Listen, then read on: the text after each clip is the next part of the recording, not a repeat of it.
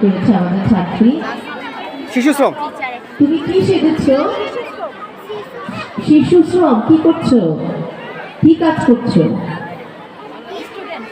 ইট ভাটায় কাজ করো? হ্যাঁ। আচ্ছা, ইট ভাটায় কাজ করে তোমার কেমন লাগছে বলো তো আমাদের একটু। না, ও ইট ভাটায় কাজ করতে চায় না, তুমি যেটা পারো সেটা বলো। হ্যাঁ, আসসালামু আলাইকুম। আমার নাম সোহেল সাদিক আনাস। বলো। শিশু শ্রম। শৈশব মানে শিক্ষা উপার্জন করা নয়। ছোট হাতে কলম ধরতে চাই, হাতুড়ি নয়। আমি শক্ত কাজ করতে চাই না। আমি স্কুলে যেতে চাই, শিখতে চাই, কারণ আমি দেশের ভবিষ্যৎ। Thank you, thank you, thank you. আমরাও চাই না একটা ছোট শিশুর হাতেও কোনো হাতুড়ি উঠুক। আমরা চাই শিশুদের হাতে উপযুক্ত বয়সে, যে বয়সে তার স্কুলে আসার কথা, সেই বয়সে তার হাতে থাকবে পেন্সিল, কলম।